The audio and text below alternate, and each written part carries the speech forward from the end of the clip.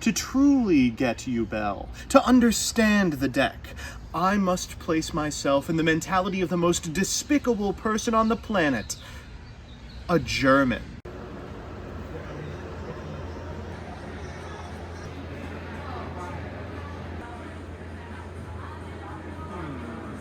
Well, Joseph, now that you're in touch with your German heritage, how do you feel? Has anyone ever tried playing Runic with these cards?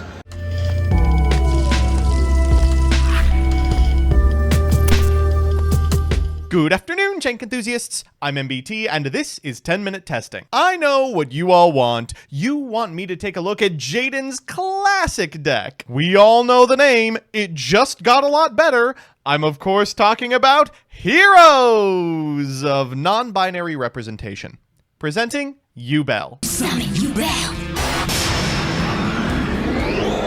Did you just summon yourself? So here's the list. As always, I'll give you a background about the archetype, a little bit of a discussion about what I hope the deck can do, and of course the card by card. But first, this video is sponsored by Yu-Gi-Oh! Pro Deck. I've been shilling Yu-Gi-Oh! Pro Deck for, well, years at this point, and I'm happy to announce I have no intention of stopping anytime soon. By now, they've become the most complete repository of tournament tops on the internet, the best place to jam prog with friends, and of course, still host strategy articles. Recently, they've added a new piece of infrastructure to the fold, a 3-card arena draft, draftable with card pools featuring classic formats, Master Duel, or within any parameters you like. Give it, or any of their other features, a look at www.ygoprodeck.com. With that, let's dive into Devil Link. Yubel is a deck built around a card printed before cards were legally allowed to be good. Yubel demands a ton of attention and monopolizes your resources, but as a Leah Asimov viewer, I'm well prepared for this type of strategy. Its old end goal was the ultimate nightmare, but that card ranks somewhere around Vanamanaga in terms of terrible bosses from a Duel Log's top 10. As a result, when it came time to milk them for nostalgia retrains, Konami knew they'd have to try very hard to make these monsters manageable. What they came up with was a consistent, but cheesy, reverse OTK, a la Daigustos Freeze. It was janky, it was silly, it was rogue playable at best, but it was playable. But sometimes Yu-Gi-Oh! Is less about what Konami designs and more about what the player base discovers. After the second wave of Yubel support released in Lead, duelists found these monsters did something much more powerful than stop hitting yourself. An OCG innovation, Fiend Link, or Devil Link, was born by slapping together a whole host of the last few years' powerful Fiend monsters.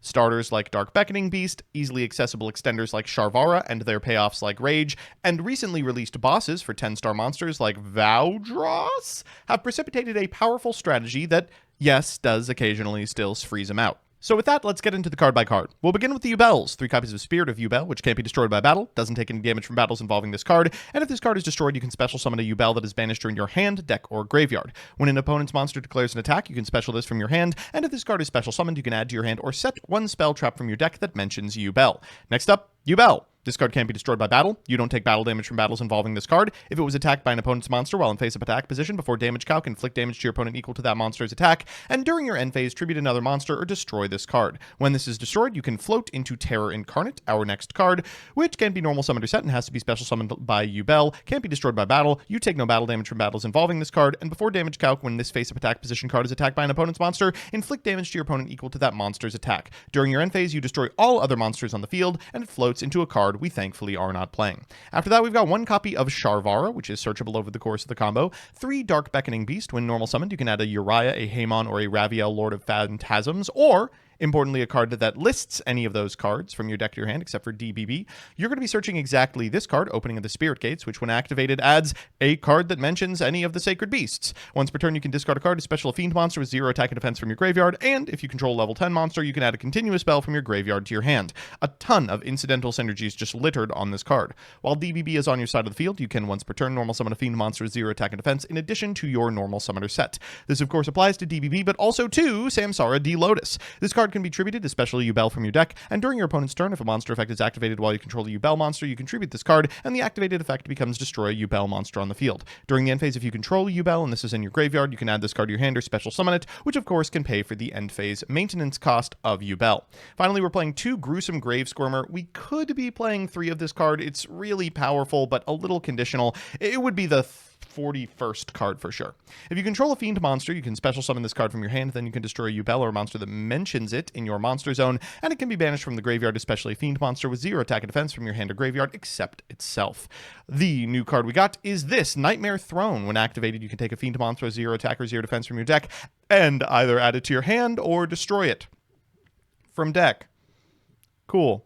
Once per turn, if a face-up Yubel monster you control leaves the field by a card effect, you can add to your hand a Yubel with a level that is 1 higher or lower than one of those monsters, then special summon it, ignoring its summoning conditions. We've got a Terraforming to find that card, and we've got 2 copies of Nightmare Pain, searchable over the course of the combo, but also fine to add to hand. During your main phase, you can destroy a dark monster in your hand or face-up field, and if you do, add a Yubel or a card that mentions it from your deck to your hand, except for this, and that's a hard once. While you control a Yubel monster, your opponent's monsters that can attack must attack Yubels, and your opponent takes any battle damage that you would have taken from battles involving your Yubel monsters. Finally, we've got a 1-for-1 and an Eternal Favorite, a searchable trap card that once per turn allows you to activate one of these effects, either special summon a Yubel that is banished during your graveyard and no one can activate cards or effects when the monster is special summoned, or if you control Yubel, discard a card and send this to the graveyard to fusion summon a fusion monster using monsters from either field as material, including a Yubel monster. After that, we've got Non-Engine, Infinite Impermanence, Nibiru, the Primal Being, 3 Ash Blossom and Joy Spring, 3 Valor, and this is one of, if not the greatest, super polymerization decks in the game right now. At least it's thematic. In terms of the extra deck, we've got Yubel, Das Liebig Erwachter. This is Yubel plus an effect monster on the field, and if fusion summoned, you can inflict 500 to your opponent for each material used, and it can't be destroyed by battle or card effects. You don't take damage from battles involving this card, and if it battled an opponent's monster at the end of the damage step, they take damage equal to that monster's attack, and that monster is banished. We have a Garura and a Muddragon to fulfill our super polymerization quota, a Typhon, a Vaudras, a Djinn Buster, available very early, and a mechanism by which you can play around interaction in the best of all possible world hands, Unchained A-Bomb, Apollosa, Unchained Soul of Anguish, Dark the Dark Charmer, Gloomy, Unchained Soul of Yama, Unchained Soul of Rage, SP Little Knight, Macraker, and Salman Great Almirage. I should point out that this extra deck is a little flexible insofar as you can determine what your end board should look like. Historically, the OCG played a lot of like Nightmare Griffin, which we're not going to do. In the side deck, we've got, of course, 2 Druisworm and 1 Magnamut, 3 Droll and Lockbird, 3 Cosmic, 3 Skill Drain. Get excited to see a lot of this card, and 3 copies of Solemn Judgment. So with that, let's jump into the games. Our first match is up against Labyrinth, and this is pretty much a custom hand, kind of for both players. This is one of those Labyrinth grips that just gets to play on our turn 0. Let's begin with a copy of course, Nightmare Throne. Nightmare Throne is going to go ahead and grab us a Grave Squirmer. Next up is DBB. We're going to grab Opening of the Spirit Gates and activate that card. That gets us another DBB. Our opponent's going to activate Arius here into a copy of Ariana. Ariana is going to go ahead and grab a Kuklok, which we will then activate, followed up with a Furniture. That's going to set a big welcome Labyrinth. Afterwards, Kuklok will trigger, as will Lady Labyrinth of the Silver Castle and in a new chain. Of course, we can activate the big welcome Labyrinth, chaining the Lady Lab to set a copy of Destructive Daruma Karma Cannon for next turn. They'll go ahead and get Lovely Labyrinth, and of course, that's going to trigger its effect along with the effect of Chandra Liger. They'll pop the Opening of the Spirit Gates, and we will just gladly fire that super polymerization for a Garura. Next, we'll use our extra normal on Samsara D Lotus into Spirit of Yubel. Spirit of Yubel is going to trigger here. In order to set a copy of Nightmare Pain, let's just flip that bad boy up. We'll go for the Grave Squirmer here, summoning it, and then afterwards we'll link off for an Unchained Soul of Yama. Yama's going to grab a copy of Sharvara. Sharvara is going to pop the Spirit of Yubel, and oh, did you pop a Yubel? Well, let's trigger Spirit and Nightmare Throne here. We'll get a copy of Terror Incarnate and a copy of Yubel from deck. Next, we'll go into a copy of Rage, make an SP Little Knight, trigger the effect banishing the back row, draw a card off of our Garura. That's not a bad one. And then Grave Squirmer bringing back a Spirit so we can overlay for the rank 10. We'll pass back to our opponent's turn, and then in draw, they'll activate Kuklok and Chandra Liger. We will negate the latter with Vaudrias. They get to trigger the effect of the Arias here, and then afterwards they're going to trigger the effect of the Kuklok in order to special summon it. They'll go to the main phase and go into a copy of Anima that forces our hand on Rage. We will target the Arias. They will target Big Welcome. We will SP so they don't get any pluses off of this, and then afterwards they'll make Typhon. Not surprising, they will walk over the Little Knight and of course bounce back our rank 10. They'll pass back to us, but we should be able to win the game from this position pretty easily. We're going to begin with a copy of Nightmare Pain. We will pop this copy of Unchained Soul of Rage, which triggers Yama and Rage and gets us access to all of our playmakers. Down comes Samsara D Lotus to grab a copy of Spirit of Yubel from deck. We'll activate the effect, and we will go ahead and grab another Nightmare Pain. Let's just go combat, and shockingly, we already have lethal. Our opponent's taking the damage for each of our attacks, so when we go Grave Squirmer in battle, we can pop this Spirit of Yubel, trigger it and the Nightmare Throne, getting a whole bunch of monsters to our side of the field that are just gonna freeze our opponent out of this one. So that's how the deck performs on the play, but what does it do on the draw? Our second match is up against Melodious. A lot of people have been telling me I need to check out this deck in particular. I want to play it as part of the Slop Pendulum deck, but apparently it is good enough on its own. I've heard it described as hero but good, which is frustrating. We're going first, and this is just one of those hands that you're going to open in this strategy. A Dark Beckoning Beast hit by an Effect Veiler, and like that's just the end of the turn. We have to set 2 cards and hope for the best. Our opponent's going to draw for turn. They draw a Fusion sub. They're going to begin with this copy of Refrain. They'll activate the effect and then go for a Cannon. They'll go direct for 16 and 14. Here playing around as much as they can, expecting some of the stuff that we have in the back row more likely than not. They'll go Couplet here, and then as we go for Ash Blossom, they'll negate it with Herald of Orange Light. Sheesh, what is this? Drytron format? Next, they're going to go for Concerto. That is going to trigger both the Baka, but also both of the Pendulum Scales, which, of course, are going to enable extension, but for our copy of Super Polymerization. Let's get all those monsters off the field, and that's a pretty good draw. Like, legitimately the best draw on the deck. We'll go Samsara Lotus into Spirit of Yubel into Nightmare Pain. We'll activate Nightmare Pain, and then afterwards we'll activate the effect of the Nightmare Pain in order to grab a Grave Squirmer. That triggers the effect of the Spirit of the Yubel to get a copy of Yubel from deck, and we'll Grave Squirmer out itself. Let's link off to an SP Little Knight. We get to draw a card and banish this Baka, and then we're going to go for the Grave Squirmer Engrave to bring back Spirit of Yubel and end on a negate. We'll pass back to our opponent who draws for turn. That's not sufficient, so they're going to concede. So it's time for game 3, and you know what that means, a best of 3 versus meta. Our opponent's on What Else? Snake Eyes. Boy, wasn't it funny when we assumed that Snake Eye Pure wouldn't be good post-ban list? What an enjoyable 6 hours that was. We've opened pretty well, but unfortunately our opponent is going first. They've got one of those hands that dies to one hand trap, this classic Snake Eye problem, and unfortunately for them, we have a hand trap.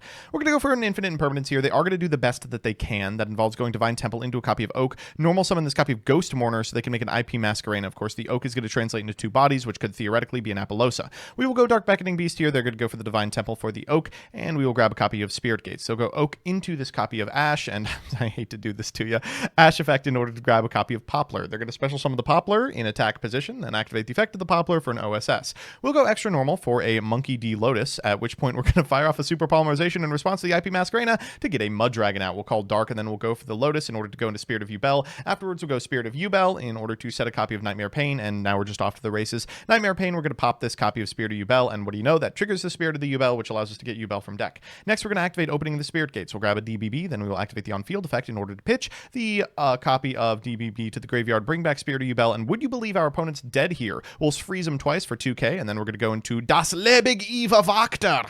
That's going to summon to our side of the field and then deal 2 before attacking and dealing 2 again. Isn't Yu-Gi-Oh fun? So it's time for game 2, and that's the Snake Eye hand I'm more familiar with.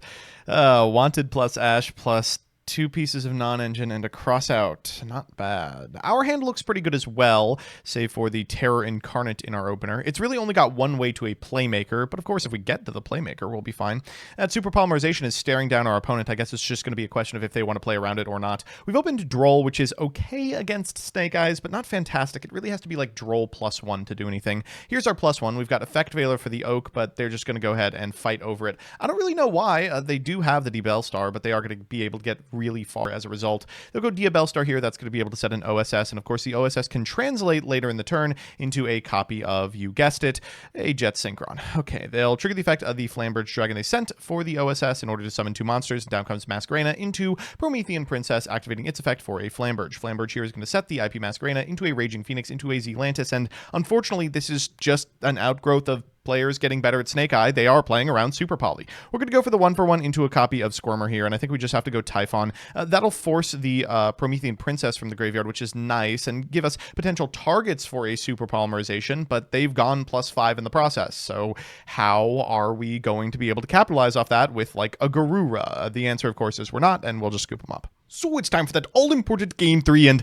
well, we've hit pretty much every other floodgate in the format. Get excited to see some skill drain action.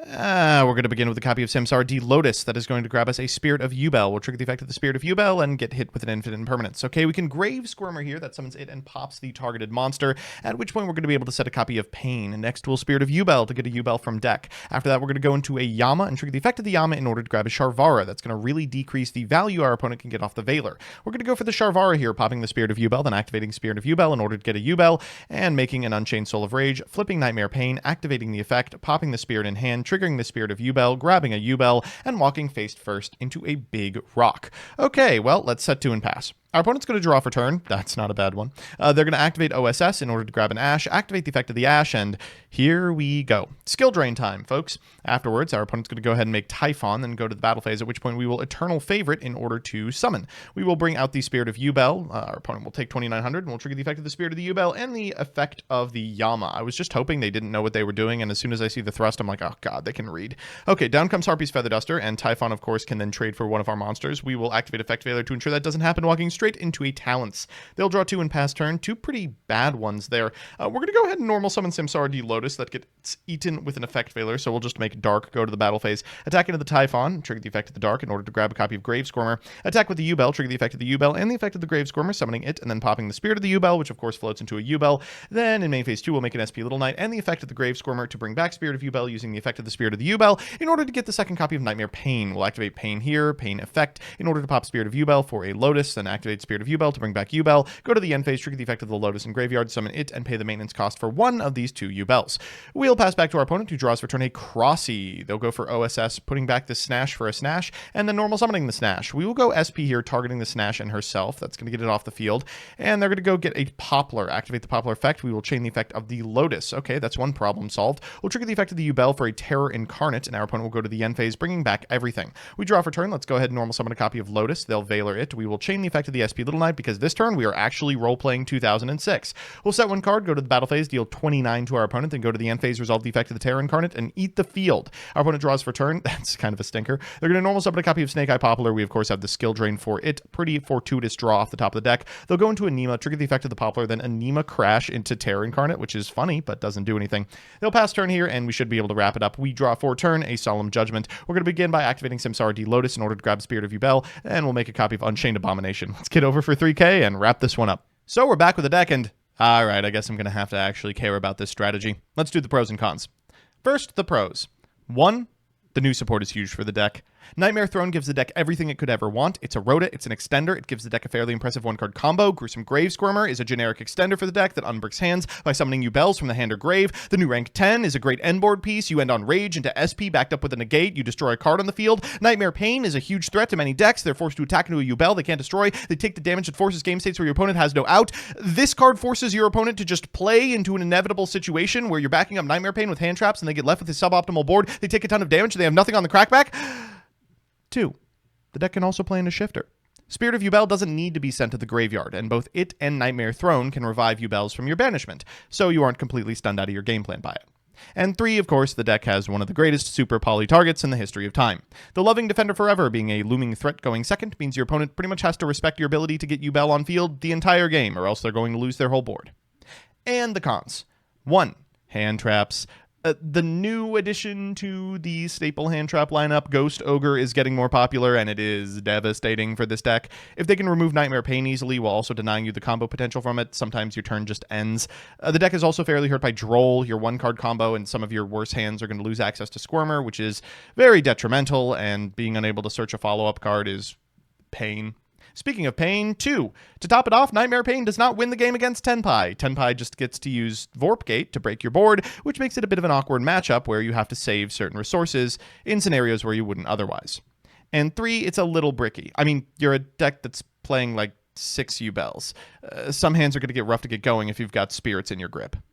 Overall, the deck looks very resilient now, and it's only going to get better with the release of Phantom of Yubel, so be prepared to have Yubels crashing into your attack position end board for surprise lethal sometime soon. So that's that. Thanks so much for watching. These videos are sponsored by, and in many cases suggested by, my Patreons. Thanks to these people, without whom I would not be able to keep the lights on. I'll just go ahead and shout out some of the individuals who have pledged at a high level here: Elena Tincher, Alex Perea, Allison Elliott, Ally, Brett Henry, Canner, Seaweed, Darkmaster Zork, Derpin Dragon, Devin Senpai, DJ Elefante, Enraged Peacock, Gravity, John Piet, Juan Cruz Avila Zati, Night Mary, Legal Rights, Lockstone, Luis Hernandez, Matthew M. Derezo, MBT Play Madolce, Mike Carlotti, N54 Lionheart, Rose Lapine, Solar Flare the Ricka Queen, Troy Says By Erasure is Gay, Vincent Storm, Who's Nick, Wonder Waffle, Your Pot of Greed Does What, and Yuki. I really could not have done this without you.